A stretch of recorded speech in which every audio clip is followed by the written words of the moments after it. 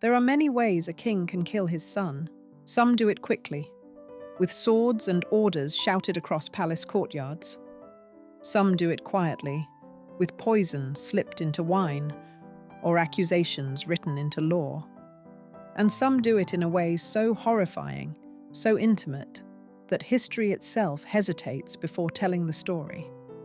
In 18th century Korea, inside the rigid, ritual-bound world of the Joseon dynasty, a king chose a punishment that had no precedent and no mercy. He did not sign an execution order. He did not summon an executioner. Instead, he ordered his own son to climb into a wooden rice chest. The lid was closed. The chest was sealed.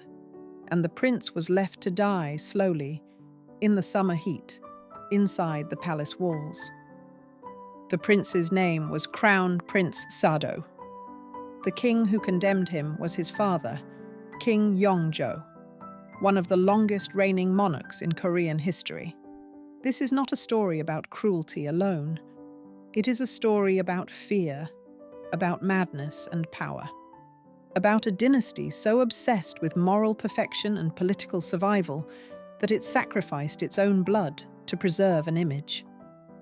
Because the tragedy of Prince Sado is not just that he died. It is that his death was considered necessary. It is that his father believed, perhaps sincerely, that locking his son in a box was the only way to save the throne. And it is that the child who survived this horror, Sado's young son, would one day become one of Korea's most revered kings, carrying the weight of that wooden chest for the rest of his life. This is the story of a prince raised to embody perfection, destroyed by expectations he could never meet, and erased by the very institution that created him. This is the story of the prince his own father locked in a box to die. To understand how a father could condemn his own son to such a death, we must step into a world where love was secondary to order, and survival depended not on affection, but on obedience. The Joseon dynasty, which ruled Korea from 1392 to 1897, was not simply a royal house. It was an ideology made flesh, a state built on Neo-Confucian philosophy, where hierarchy was sacred, emotion was dangerous, and moral failure was considered a threat to the entire social order. In Joseon Korea, politics was morality, governance was virtue, and the royal family was expected to embody perfection at all times. This was not symbolism, it was law. Every gesture of the king was regulated. Every word spoken in court was recorded by official historians who were forbidden, even under threat of death, from altering the truth. Kings ruled under constant observation, aware that their successes and failures would be judged not only by their contemporaries, but by history itself. A Joseon king was not allowed to be spontaneous. He was not allowed to grieve publicly. He was not allowed to be weak. And above all, he was not allowed to be wrong. Because a king's moral failure was believed to ripple outward, corrupting officials, destabilizing families, and inviting cosmic disorder. Droughts, floods, and rebellions were often interpreted as signs that the ruler had lost heaven's favor. Within this rigid system, the crown prince occupied the most precarious position of all. He was the future of the dynasty, but also its greatest vulnerability. From the moment a boy was named heir, his childhood ended. His life became a public institution. He was raised not as a son, but as a living symbol of continuity. His body belonged to the state. His mind belonged to ideology. His emotions were liabilities to be managed. He was expected to master classical texts before adolescence, perform rituals with flawless precision, and demonstrate perfect filial devotion to his father, the king, who was not merely a parent, but a semi-sacred authority figure.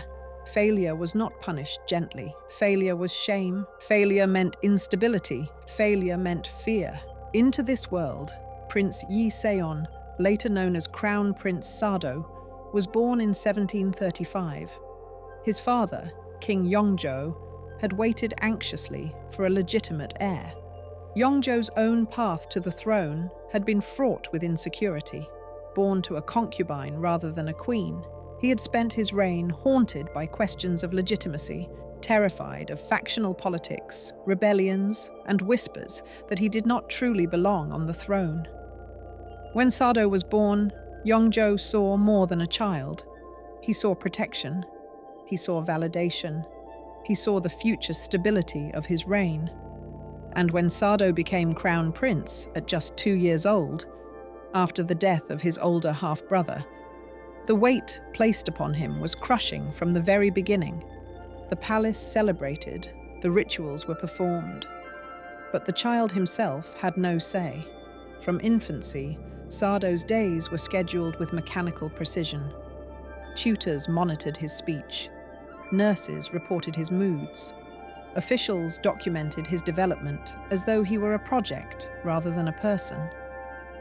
There was little room for warmth. Confucian doctrine emphasized emotional restraint, especially in men, and even more so in rulers. Excessive affection was believed to weaken authority. Discipline was considered love. Distance was considered virtue. King Yeongjo rarely embraced his son. Instead, he tested him. He questioned him relentlessly on classical texts. He corrected him publicly. He compared him unfavorably to idealized rulers of the past. Praise was scarce. Disappointment was constant. The boy learned early that his father's approval was conditional, earned only through perfection. And perfection, in Joseon Korea, was an impossible standard. As Sado grew older, cracks began to appear. He was sensitive. He reacted strongly to criticism. He feared his father's presence.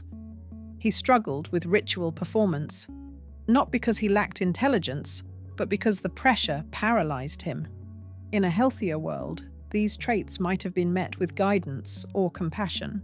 In the Joseon court, they were interpreted as moral weakness. Whispers began. Was the crown prince too emotional? Too unfocused? Too unstable? The very qualities that made him human became evidence against him. And slowly, almost imperceptibly, the palace began to change around him. The warmth that had never fully existed vanished entirely. Surveillance intensified. Expectations tightened. The crown prince was no longer simply being educated. He was being evaluated, measured, judged. By the time Sado reached adolescence, the court no longer saw him as a child struggling under pressure. They saw him as a problem. And problems, in a dynasty built on control, were not meant to be healed. They were meant to be eliminated. King Yeongjo had learned, early in life, that survival required vigilance. He had not been born to rule with confidence. He had climbed to the throne surrounded by enemies. Political factions ready to question his legitimacy, officials eager to exploit his origins, and a court that never allowed him to forget that his mother had been a concubine. Every decision he made as king was shaped by that fear. Yeongjo ruled not as a man secure in his authority, but as a guardian standing at the edge of collapse.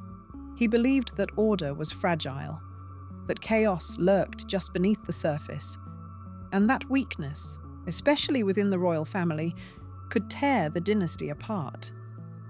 This belief hardened into obsession. Where other kings might have shown flexibility, Yeongjo enforced discipline. Where others might have tolerated eccentricity, he demanded uniformity. He reformed laws, stabilized finances, and worked tirelessly to balance the warring political factions of Joseon. Accomplishments that earned him respect and longevity. But the same qualities that made him a successful ruler made him a devastating father.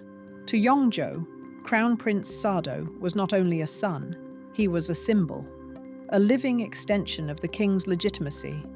If Sado failed, Yeongjo failed. If Sado was seen as morally weak, then Yeongjo's enemies would question whether heaven had ever favored his reign at all.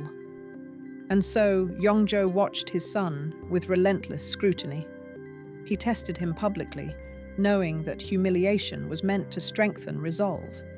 He criticized him harshly, believing that fear was a more reliable teacher than affection. He denied him emotional closeness, convinced that indulgence bred weakness.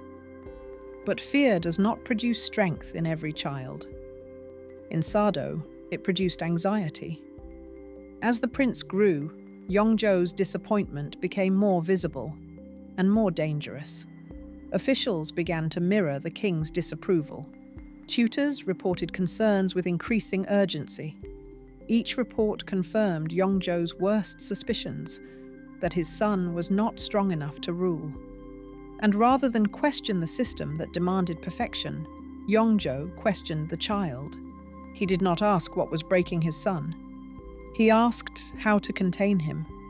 In that moment, the fate of Crown Prince Sado began to slip from the realm of family and into the cold logic of state survival.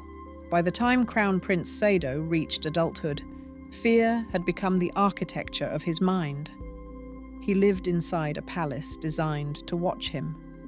Every corridor echoed with expectation. Every servant was a potential informant.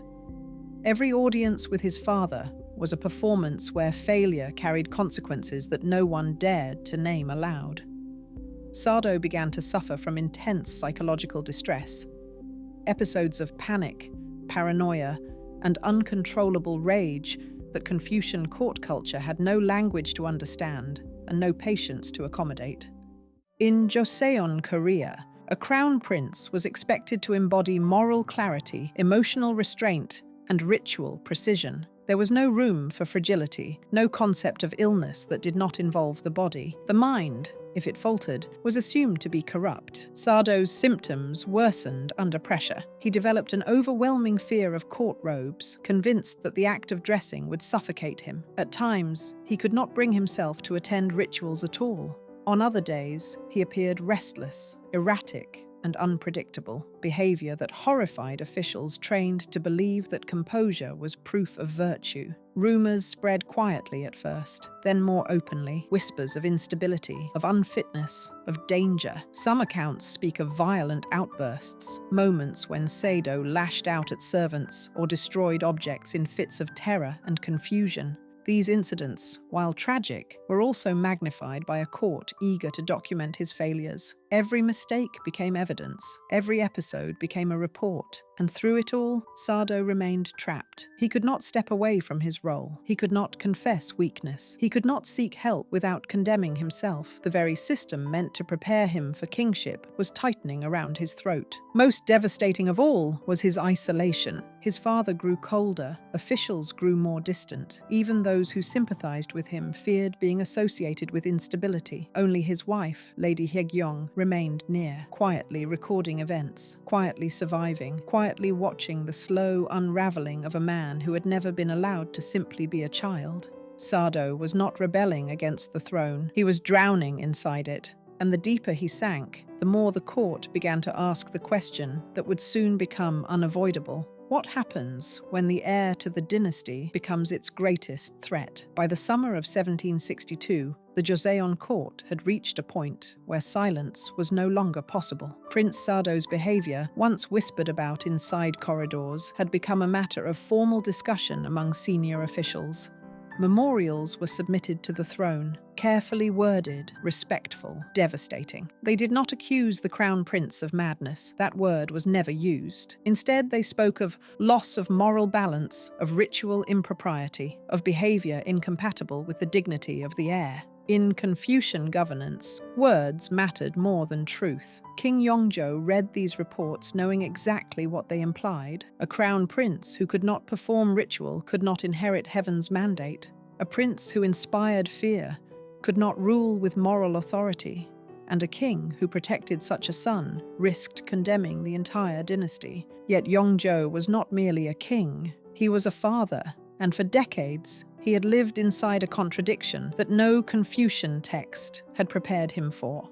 If he removed Sado from succession, he destroyed his son's life. If he protected him, he endangered the throne. There was no path that did not lead through blood. Formal execution, however, was impossible. A crown prince could not be beheaded like a criminal. Such an act would stain the royal lineage itself. It would imply that the dynasty had produced a monster, an unthinkable admission in a system built on moral inheritance. So the court searched for something else, a punishment that was not an execution, a death that did not look like a death. A sentence without precedent or name. On a suffocating summer day, Prince Sado was summoned before his father. The records tell us very little about what was said.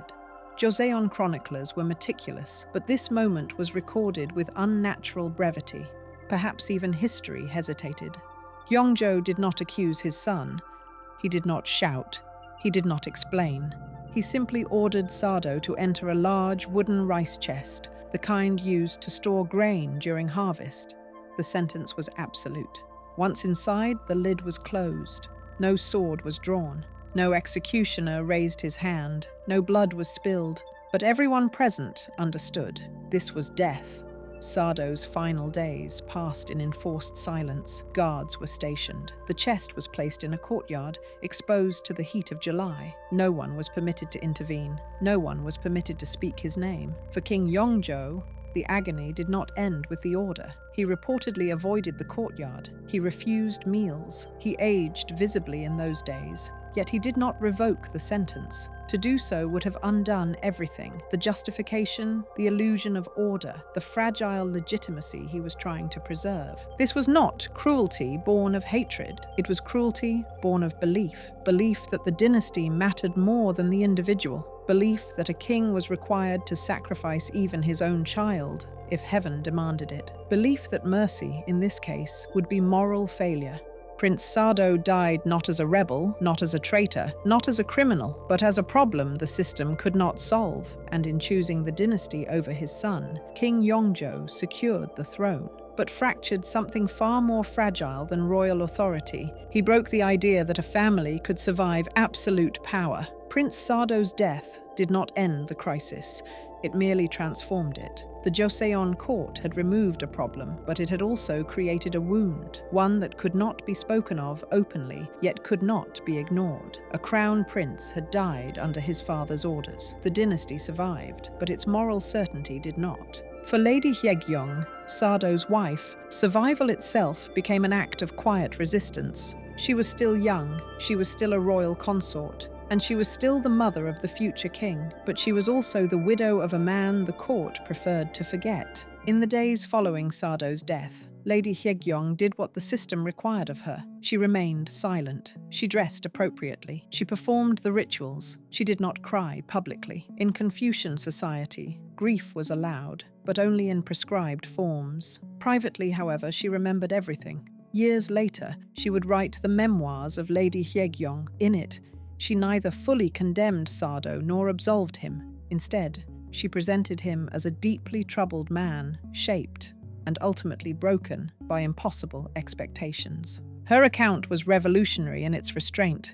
She acknowledged his violence without sensationalizing it. She described his illness without naming it. She portrayed King Yeongjo not as a villain, but as a man trapped by belief and duty. In doing so, she introduced something almost unheard of in royal historiography: emotional complexity. Their son, the future King Yeongjo, inherited more than a throne. He inherited a silence. As a child, he was forbidden to speak of his father. He was warned that curiosity itself could be dangerous. Yet he grew up acutely aware that his own legitimacy rested on a man officially erased from history. When Yeongjo ascended the throne in 1776, he did something extraordinary. He refused to let his father vanish. Carefully, strategically, Yeongjo began rehabilitating Sado's memory. He elevated his posthumous titles. He ensured that official records softened their language. He commissioned rites that subtly acknowledged Sado's status as a wronged crown prince rather than a disgraced one. But Yeongjo never openly defied his grandfather. He understood that history, like power, must be handled gently. Instead, he reframed the story. Sado was no longer simply unstable. He was sensitive, overburdened, crushed beneath expectations no human could satisfy. In doing so, Yeongjo protected not only his father's dignity, but his own reign. Yet even with these efforts, the stain remained. For generations, Prince Sado existed in a grey zone of Korean memory, neither monster nor martyr, neither villain nor victim. His story became a cautionary tale whispered in academies, cited in debates about governance, discipline, and the dangers of absolutism. What lingered most powerfully was not how Sado died, but why. His death revealed the cost of a system that valued harmony over humanity, image over individual suffering. It exposed how royal families, bound by ideology, could sacrifice their own children in service of an abstract moral order. In preserving the dynasty, Joseon lost something irretrievable. The belief that virtue alone could save a family from power, and long after the rice chest was sealed, its echo remained, not as a story of madness, but as a warning about what happens when duty is allowed to eclipse compassion. Prince Sado's death was meant to be an ending, a closed box, a sealed problem, a moral equation resolved in silence. But dynasties rarely escape the consequences of the choices they make to survive. The Joseon court told itself that order had been restored, that the danger had been contained, that the king had acted not as a father, but as a guardian of civilization itself. And on paper, it worked. The rituals continued. The records were amended. The dynasty moved forward. Yet something essential had been broken. From that moment on, every lecture about filial piety carried an echo of hypocrisy. Every sermon on moral restraint was shadowed by the image of a man left to die because his existence was inconvenient. The court could demand obedience, but it could no longer convincingly claim moral innocence.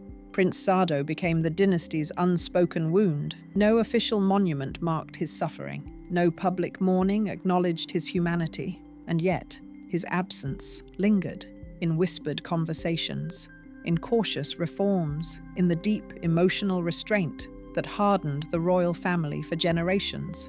His death taught the court a lesson it never openly admitted, that power was safest when emotion was suppressed, and that love, especially paternal love, was a liability. This lesson shaped Joseon long after Yeongjo's reign ended. Kings ruled more carefully, princes were watched more closely, and vulnerability became something to hide, not heal. Prince Sado was not the first royal child sacrificed to image, and he would not be the last. Across history, thrones have demanded blood not in moments of war, but in moments of fear, when preserving authority mattered more than preserving life. In the end, the rice chest did not just contain a prince, it contained a truth no dynasty likes to face. That sometimes the most brutal violence is committed not in chaos, but in the name of order. The Joseon dynasty survived Prince Sado's death, but something broke that day. A system that demanded moral perfection had devoured its own child. A father who believed he was saving the state had destroyed his family, and the rice chest, meant to silence scandal, became one of the most haunting symbols in Korean history. Royal families often present themselves as eternal, unbreakable, above ordinary human weakness. But behind the rituals and crowns, they are built from the same fragile material as everyone else: fear, pride, love twisted into duty. Prince Sado did not die because he was evil. He died because the dynasty could not afford his humanity. And that, perhaps, is the most terrifying legacy of all. If you were moved by the tragic story of Prince Sado, don't forget to like this video, subscribe to The Forgotten Court, and join me next time as we uncover another forgotten royal life lost to history.